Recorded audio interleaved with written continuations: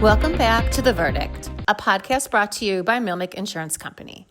As we celebrate our 50th anniversary, we continue to deliver clear insights on navigating the complex world of medical professional liability. Join us as we cut through the noise to bring you essential information, expert perspectives, and compelling discussions designed to help you protect your practice and your patients. Be sure to like and subscribe to our YouTube channel so you don't miss an episode. My guest today is Jonathan Erman, a partner with Amabile Erman. Hi, John, and welcome back to The Verdict. I'm really excited to have you back as a guest. On our last podcast, we discussed a case involving the failure to diagnose malignant melanoma. In this podcast, we're doing something totally different. We're going in a total different direction. We are talking about a patient who reported her physician to the Office of Professional Misconduct. Now, the investigation we're going to talk about today is a little unique. It doesn't really center around the medicine, but let's start with the medicine. Can you tell our listeners a little bit about the patient and the physician regarding the medical treatment first? Okay, so this is an interesting subject we're going to be discussing. I had the opportunity years ago to represent a general surgeon, very well respected, privileges at a fine facility, and he had the occasion to first evaluate a patient who happened to be in her late 20s.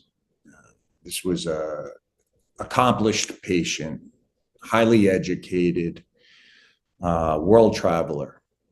And my client was a surgeon, and he performed an ambulatory surgical procedure on this patient who was, again, in her late 20s.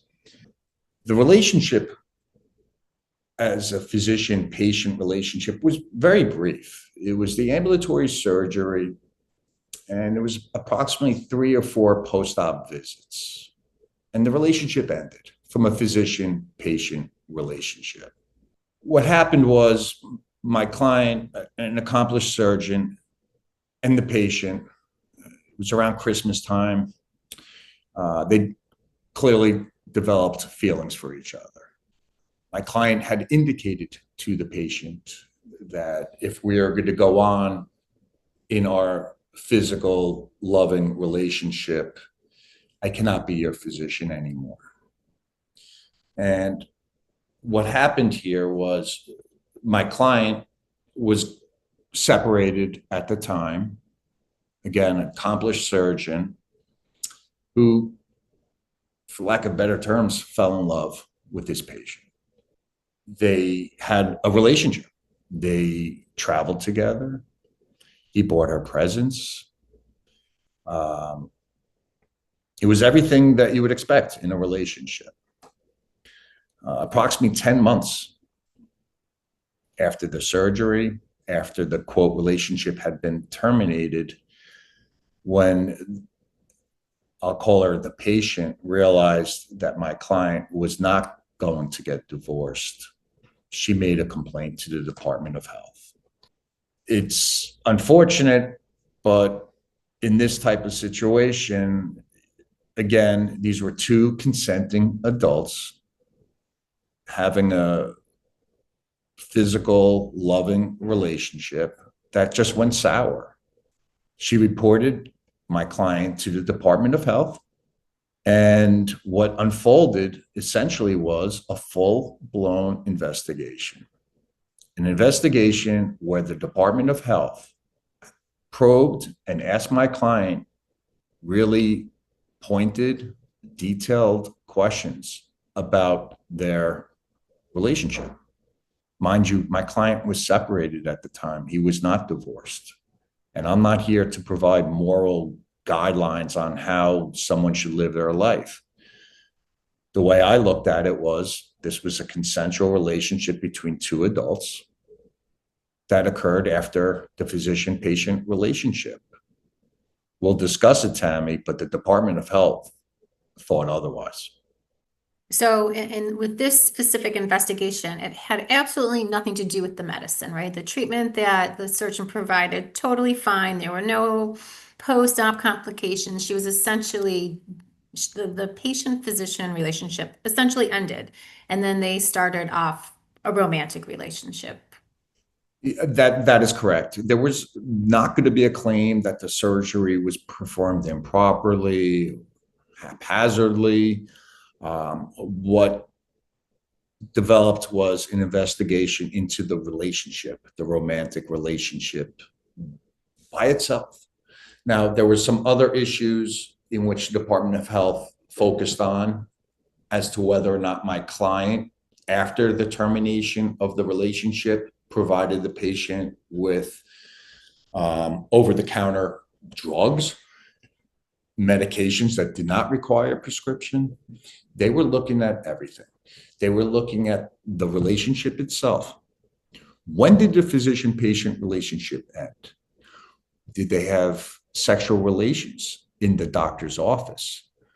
Did the doctor provide the patient with over-the-counter medications during the relationship? Everything came out. It became so much so that they were even going through cards, romantic cards that my client would send to the patient, finding out when was this card sent? Where was it sent from? Why is it on your letterhead? And it would just evolve. They did on-site inspections. They wanted to see the layout of the doctor's office. We only can presume that the patient indicated to the Department of Health that there was sexual relations in the office-based setting. My client vehemently denied this, of course. But once the investigation begins, it's almost like a wheel going down a hill, right? It starts to accelerate and get faster. And things that you as an adult just could not believe was happening here in this situation. Okay, and just so our listeners know, to be clear, this doctor and patient, they had a significant romantic relationship. They were together for, I think, 10 months, right? It wasn't like they went on a couple dates or it was one or two times in the office. It really was something meaningful.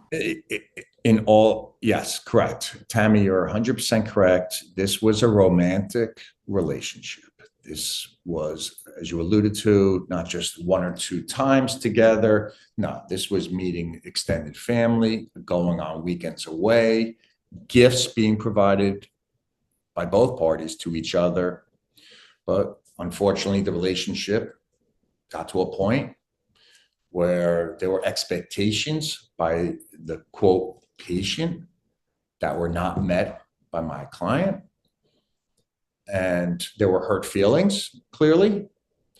And unfortunately, because my client is a physician, those hurt feelings went above and beyond what usually happens when a relationship turns sour or goes south, right? In this situation, you have I hate to say it, but a scorned woman who wanted payback. And that was the way I looked at it. That's the way my client looked at it. But the Department of Health had a different thought process. We could discuss why the Department of Health went to the point of bringing charges. As a physician, you are in a different footing, so to say, with the patient. It's called a transference of power. Many of you may have actually learned about this from any psychiatric classes you may have taken or classes involving psychology. And initially, this is what usually was the investigative mechanism when it came to psychiatrists and psychologists, that there is what's called a transference of power, almost like an idealizing the physician, or the physician invokes an authority figure. The way I looked at it, and pop culture, I mean, this is the way it's usually discussed. It's the quote, Florence Nightingale effect. Florence Nightingale, right? The famous nurse who treated soldiers. The soldiers started to fall in love with her because she was so caring and authoritative and all-knowing. Well, In this situation, my client had the Florence Nightingale effect. And it was for that reason, the quote, transference of power. That's what the Department of Health was concerned about. Now, earlier, we bounced around a little bit, but the education law 6530 is, again, it provides 25 or so different reasons why, or definitions of misconduct. That's the way you should look at it. And I recommend anyone who's listening to this podcast, again, just Google it. It'll show. And I think your head's going to be spinning a little bit, because it could be something as benign as not wearing a badge, your name tag correctly, or it can go to the extreme of committing fraud, billing fraud, fee splitting with your friend who's a radiologist, or just outright negligence or gross negligence. Okay. But in this case, that is what they focused on, the transference of power. So, how did they look at it? They looked at it as follows. I have an accomplished surgeon who operated on a patient who was in her late 20s. He was older.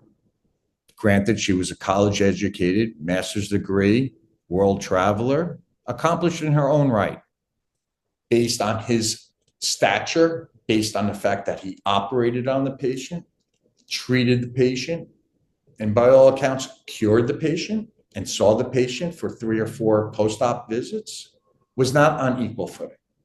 They felt and were, I presume, advised by the patient that he not only provided her gifts and numerous cards, but he also provided her with medications that were not documented in the chart.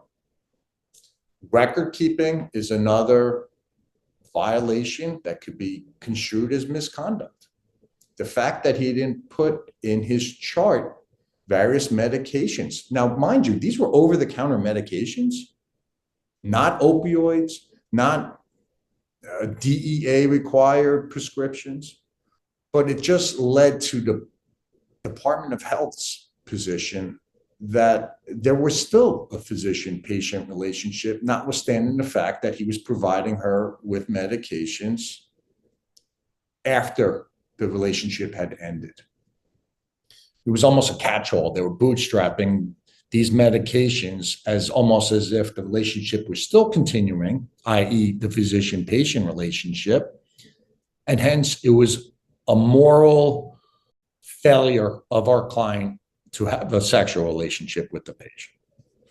Basically, and it's been held here in the state of New York, and I can read it to you, the appellate division, they're the ones who ultimately will determine whether or not a sanction or a discipline that is provided by the Department of Health is reasonable, right? It can't be unreasonable, and it can't shock the conscience, okay, of anyone. But they have ruled consistently that a physician who engaged in a consensual sexual encounter with a patient evidenced moral unfitness, since treating a patient entailed a fiduciary relationship, and here's the words that count, a position of trust. I can tell you what happened, how it unfolded, but my recommendation is, obviously, as a physician, maintain your boundaries, keep it professional, and always leave your work at work, right? We could say the other things that I've been told as a kid or my mentor at work has told me, but really, leave work at work. You want to play, have fun, be a little wild, do it outside the work environment. We'll save everyone a lot of time, and most importantly, you, the licensed holder. Again, it's a privilege, not a right. You spent a lot of time, 4 years of college, 4 years of medical school, 4 years of residency. You may have even done your fellowship. You've worked so many hours to get that piece of paper and that right to be called doctor. Can you tell our listeners, were there any disciplinary findings after the voluntary interview? What was the outcome of this investigation? So let's go back. We now know My client had a relationship. He was upfront during the interview process. He discussed, he even admitted shortcomings with regards to medical record keeping, i.e., medications that were provided to the patient, again, over the counter, that were not documented. As a preemptive measure, knowing that this interview was going to take place, I recommended to the surgeon, do me a favor, take a CME course, continuing medical education course, as preemptive strike here on record keeping. He did. He discussed that with the nurse investigator and the physician during the interview process. We thought the process went well. The interview went well. We received what's called the report of the interview. Again, I recommend you always have a stenographer.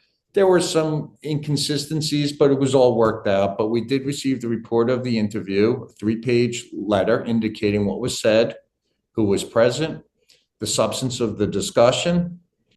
Following that, I received a phone call. And this is not something that happens overnight. So this is something that's going to keep you up at night as a physician, because like everything else with government bureaucracy, nothing moves quickly. And I could say the same holds true with the court system, right? Approximately 6 months or so later, I received a phone call from the nurse investigator, who indicated to me essentially the following: Jonathan, I know we haven't spoken in a while, but the New York State Department of Health's medical board got together. We reviewed the complaint. We reviewed the ROI, or the report of the interview, and a vote was held, and we want to proceed with charges. I was shocked, but I also realized that in this day and age, this is something that looked juicy to them. You have a well-respected surgeon who's accused of having a improper relationship with a patient he previously had operated on. The statement of charges. Now, what happens here? They will list various charges, meaning how Dr. X violated the education law, specifically Section 6530, how he committed misconduct. The statement of charges will essentially list, and I could say, on or about a certain date, Dr. X was involved in a relationship with, and they will list the patient's name. The statement of charges is essentially what they are going to allege before the board at a hearing stage. The hearing stage is what comes next. So I get the statement of charges. I call my client. I said, it's not good.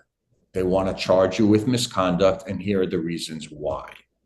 At this point, you have really just a couple of options. We can answer the statement of charges, deny everything that's contained within, and go to the hearing stage.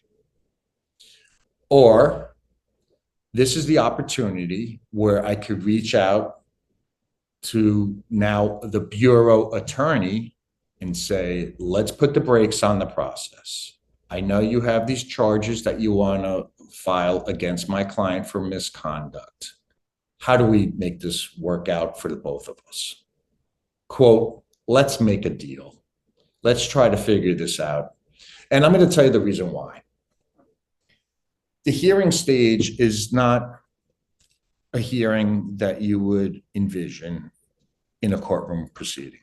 It's a hearing where there are one or two lay people who are, quote, the judges. There will be a physician who's also on the hearing committee. That's how they are called. And there is, for lack of a better term, a judge or administrative hearing official who is usually appointed by the governor. It's a political position. If you were going to roll the die and go to a hearing stage, you have to understand that for the most part, it's going to be stacked against you. It's not a jury of your peers. It's an administrative hearing process where the rules of evidence are not followed. And you're really now at the mercy of, again, and I hate to say it, but a government bureaucracy who is now casting judgment on your behavior. In this case, his romantic relationship with a former patient. Unlike a courtroom proceeding, I believe that there's a lot more that goes into it. People's own personal beliefs. Evidence, again, the rules of evidence do not apply.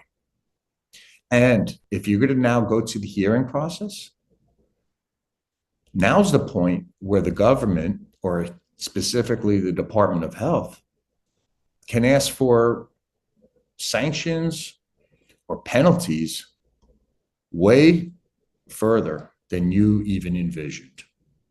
We discussed it earlier.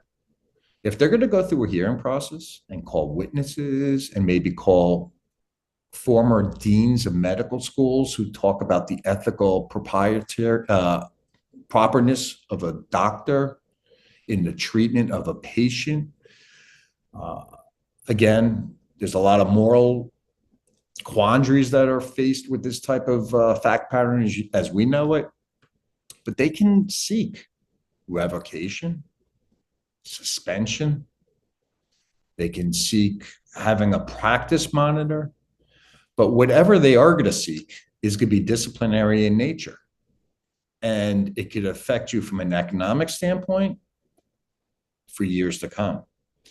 So my recommendation was to my client, we got the statement of charges. Let's see what we could do.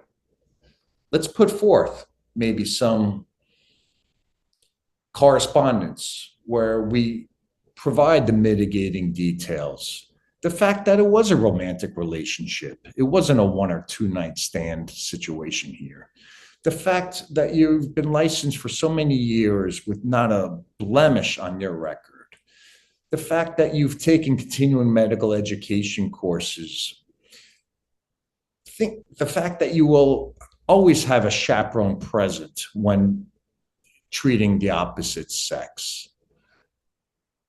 It's this point where we try to put forth our position to make my client look the best that he was, and he is. To this day, I really truly believe that my client is an excellent physician, extremely well respected, who happened to fall in love with a patient. I'm not here to judge him from a moral standpoint. He may have been going through a very difficult time with his wife. But at the end of the day, again, this transference of power between a physician and a patient can become, let's just call it for what it is, a messy situation, especially when feelings are hurt. In this situation, we opted not to go to a hearing stage. We opted to put forth the reasons why my client did not deserve or require either revocation, suspension, monetary fines. He was slapped with a disciplinary finding. He was placed on probation. A practice monitor at his own expense was utilized to confirm that his records were in order. A random audit every once in a while, just to make sure his I's were dotted, his T's were crossed. Signage in his office indicating that if a patient requests a chaperone, one would be present. On the side, I would recommend that to every every physician. Ultimately, they found a violation of Education Law 6530, and it wasn't a finding because we didn't go to a hearing, but it was what we agreed to. What happens at this point, the statement of charges are filed. In this situation, we scheduled meetings with the investigator, with the bureau attorney, And we were able to work out what's called a consent decree. Basically, my client was found and agreed to a disciplinary proceeding in his own volition, by his own volition, excuse me.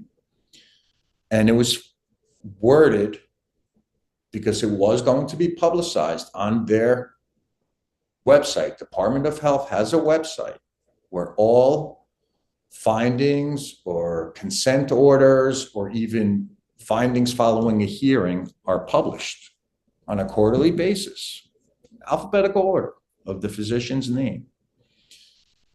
In this situation, my client agreed to language that indicated that he violated the education law. Remember, I discussed it with you before, and I recommend you Google it. 6530 is the section, just EDL 6530, it'll come up.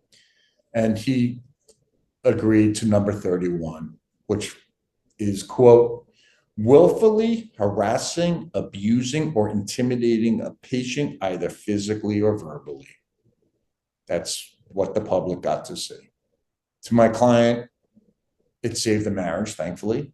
He required and utilizes to this day a chaperone. His terms of his probation were over at this point. However, I discussed with you earlier, this is, even though it was by his own volition, a disciplinary finding. He did have problems with HMOs, even with credentialing committees, meaning hospital administrators questioned me and wanted more information.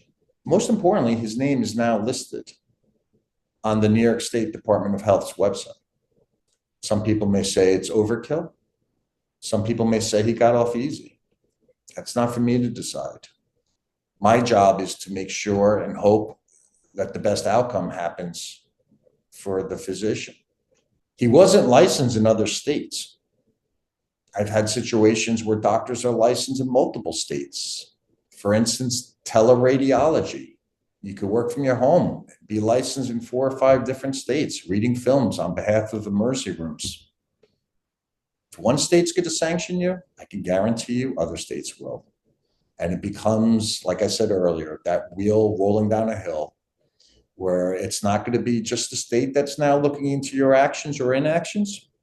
It's going to be private insurance companies, hospital-based systems, even so much as you want to be an associate professor at a medical school, they would have the capability to determine whether or not the National Practitioner Data Bank has something against you.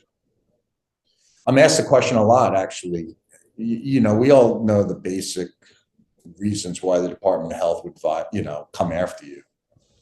Obviously, alcohol, drugs, improper prescriptions, convictions of a crime, DWIs, believe it or not, can cause you to have issues with the Department of Health, or permitting or unlicensed person to perform x-rays on a patient, right?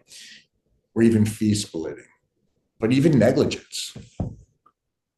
Let's assume you're an OBGYN and you're named in various lawsuits. If they start seeing a pattern of multiple lawsuits, they're going to bring you in. They're going to bring you in after reviewing the medical records, maybe even going on the court system's computers to determine whether or not this is the same pattern. But I have OBGYNs who, just because of the field they're in, every bad outcome does not equate to malpractice, yet those cases all begin and end in a courtroom, even if it was a bad outcome, through no fault. But the Department of Health sees from reviewing the court system that you, as a OBGYN working in a really incredible, well-known hospital, are named in 3 or 4 lawsuits. I can guarantee you, they may be bringing you in for an interview and questioning you to determine why is your name keep coming up on these lawsuits. And it's for that reason, I recommend, again, Make sure your I's are dotted, your T's are crossed. You don't go into this interview alone. I tell my children this all the time. You get pulled over by a police officer, you never consent to anything. You call me, you get your lawyer. Yeah.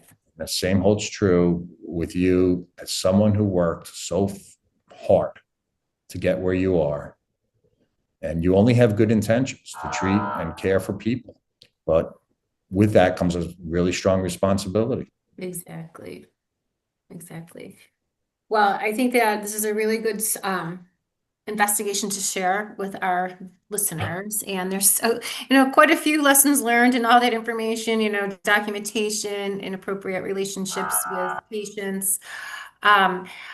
This is a kind of like an out of the box question, but I was just thinking about it when you were talking about the investigation and the hearing and whatnot.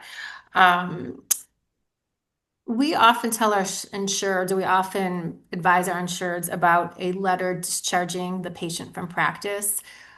Hypothetically, if this physician would have discharged this patient from practice in writing, would that have made a difference in the investigation and the outcome? I think it would have made a difference. I don't know if the outcome would have changed. I think what really focused, or the focus of the Department of Health, was my client's stature as a well-regarded surgeon and the timing of when the relationship began. Almost like, I think the Department of Health really focused on the timing. While he was not, quote, treating the patient, I think that from the time of the last post-op visit to when they started to, again, lack of better terminology, get hot and heavy, was just too close in time. Would it have helped to have a termination of relationship letter in the chart? Yeah, but I think there were, between the timing and the allegations of sexual encounters in an office-based setting, this was a case that was unlike the usual cases that the Department of Health gets to investigate. And in my situation, or my client's situation, he had a really zealous investigator who, as I said previously, did an on-site to determine the thickness of walls, the layout of his office. And don't forget, you had a former patient who had a vendetta, who was upset, who certainly provided a lot more information to the Department of Health that I was led to believe. Yeah, and that on-site investigation is really shocking, I think. I would have never thought that that would have been part of the process. Well, that makes three of us. Oh gosh. All right. Well, before we say goodbye, do you have any, final thoughts, any, last advice you want to give our physician policyholders? I know, MLMIC does have an optional coverage for defense costs, which would pay up to $25,000 or $50,000 in attorney's fees if you are involved in some type of OPMC or Department of Health hearing. Not this one specifically, but some of the other ones that you had mentioned, earlier. But do you have any final thoughts before we say goodbye? Yeah, I do actually. Yes, excuse me. I want your listeners to understand that the overwhelming majority of complaints are just outright dismissed. Again, patients are very difficult. You always have that difficult patient. They will make a complaint, but the overwhelming majority are just outright dismissed without you even receiving a letter, okay? But when you do receive that letter and you have what's called an endorsement on your malpractice insurance policy, utilize it. Don't go in thinking you're going to be able to explain or talk your way out of anything. If you have the capability and it's nothing out of your pocket, why would you not utilize the endorsement, i.e., have an attorney present for the interview? Just make sure you dot your I's and cross your T's.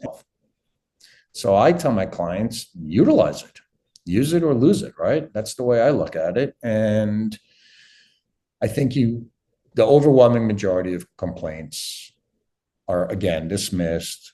I want your listeners to understand that the Department of Health does not have a vendetta against fellow physicians. They have a responsibility to protect the health and community of the people out there. And if it means that you may have to submit to an interview, so be it. Just be your personable, cooperative self. Okay, well, thanks, John. This was so informational for our policyholders, and I thank you for spending time with us today. I know we're going to get together in the next month or two and discuss another maybe lawsuit, not OPMC investigation, so I look forward to that. And have a great day. Thank you very much. Have a great day, Tammie. Take care. Thanks. And that's the verdict on OPMC matters in New York. Qualifying MLMIC policyholders may purchase coverage for the cost of defending an administrative action or governmental proceeding by contacting their underwriter or directly applying for coverage at mlmic.com/apply. We hope you enjoyed this episode. Follow us on Facebook, LinkedIn, Instagram, X, and YouTube to stay connected. This podcast is for general purposes only and should not be construed as medical or legal advice. This podcast is not comprehensive and does not cover all possible factual circumstances. Because the facts applicable to your situation may vary, or the laws applicable in your jurisdiction may differ, please contact your attorney or other professional advisors for any questions related to legal, medical, or professional obligations, the applicable state or federal laws, or other professional questions.